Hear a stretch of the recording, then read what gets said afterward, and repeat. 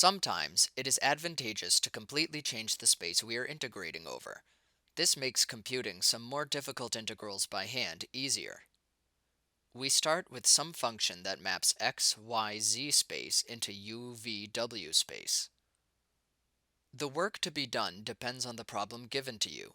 You may have to draw some regions, figure out equations for boundaries, etc. In this case, we have completely drawn out our example problem.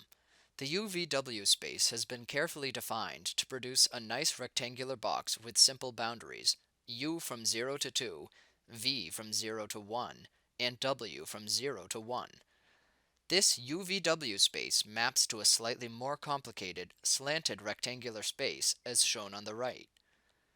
The equations x equals u plus 9v, y equals 3v, and z equals 5w define the transformation. We will need to compute the Jacobian of these formation equations. The Jacobian is a determinant of partial derivatives. In this case, it evaluates to 15. Let's evaluate the triple integral 2z plus y plus z squared over the region f previously defined. First, we convert this function into UVW space. We sub in the appropriate terms for x, y, and z. We get 2u plus 9v plus 25w squared. Next, we substitute this function into the integral. We also need to multiply it by the absolute value of the Jacobian. In addition, we must change the internal limits to match those of the UVW space. This works out to 15 times the integral from 0 to 1 of the integral from 0 to 2 of the integral from 0 to 1 of the function 2u plus 9v plus 25w squared du dv dw. It's just all familiar integrals from here.